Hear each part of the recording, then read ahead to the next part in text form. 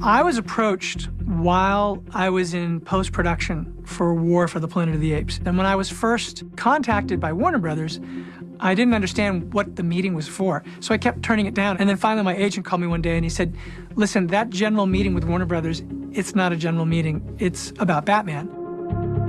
I was just starting Christopher Nolan's movie, Tenet. And then 2 days later, would have to come back to do the Batman screen test. Yeah, it was like a super high-pressure scenario. You know, auditions are always, they're strange and they're scary and you're nervous. They have a proper camera, but it's cool because you kind of get a taste of what it will really be like on set. Yeah, they gave me a motorcycle helmet and I had to take the helmet off, which was my biggest fear, was like, I'm gonna get stuck with the helmet. And I was like, that's how I lose this job. But Rob was half in a bat suit. It was like this kind of like in-between worlds. Like we were almost there, but not quite. I mean, the whole thing is terrifying. I mean, I was putting on the suit from Batman Forever, and for one thing, the suit is pretty old. It's been in storage for a while.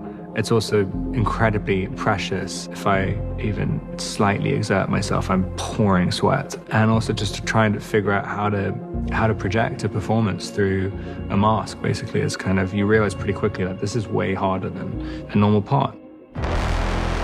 One of the things that distinguishes Batman as a comic superhero relative to most of the others is Gotham.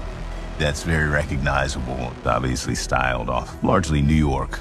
And so he's grounded in a way that's kind of uniquely relatable. Matt was very, very clear saying he wanted to make this is a detective story, that right from the beginning. And so you think, okay, so he's the greatest detective in the world. What makes a good detective? Someone who just is exceptionally observant. I always think of filmmaking as a kind of, you're going on a search, and you're searching for the things that stick with you. On this movie, what started the process was I just started reading comic books. I went back to 1939, and I just basically did a deep dive in the comics, and anything connected, I just wrote down. Basically, what the notebook is for me is a way to have a dialogue with myself, because otherwise I would just be saying these things and then I wouldn't remember anything. But if I write it down and then I keep revisiting it, I start having a kind of document that shows what I'm interested in and what things, sort of struck a chord with me, and eventually a story starts to emerge.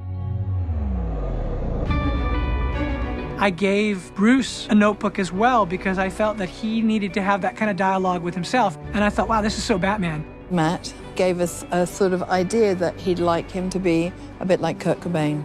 So from that, I looked at lots of different images of Kurt Cobain and what the crossover was, who he becomes when he takes his cowl off. And the whole Kurt Cobain black eye makeup sort of really struck me, and I liked the idea that he had the remains of his Batman makeup on, and it looked very rock and roll.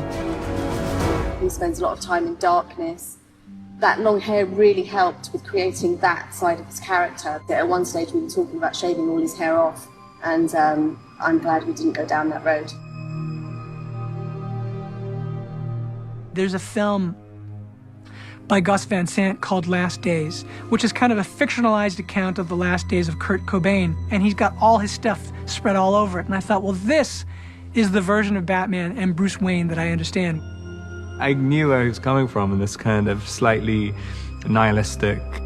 You know who I am? You're Bruce Wayne. I want to see Carmine Falcone.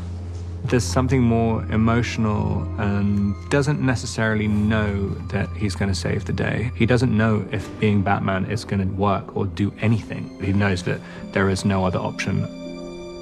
Basically, the options are kind of death or being Batman. This is the 5th movie that Michael Giacchino and I have done. That to me is a very exciting collaboration. I love working with him.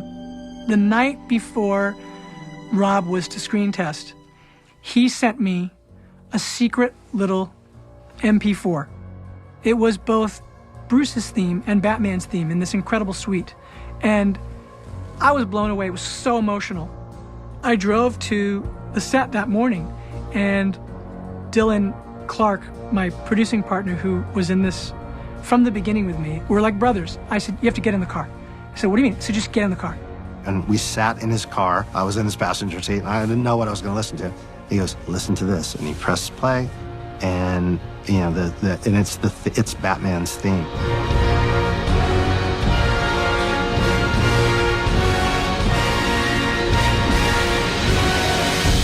I played it as Rob was putting that makeup on his eyes, and I was like, this is in the movie. We're doing this. That's where that scene comes from. It literally came out of Rob's audition. Okay, good, cut. It was one of those things where I just felt like this was a very special, fated day. But there we were listening to the music, knowing that he was going to put on this bat suit that was part of the history of Batman. It was just one of these things where you suddenly felt you were in a long line of history that meant so much.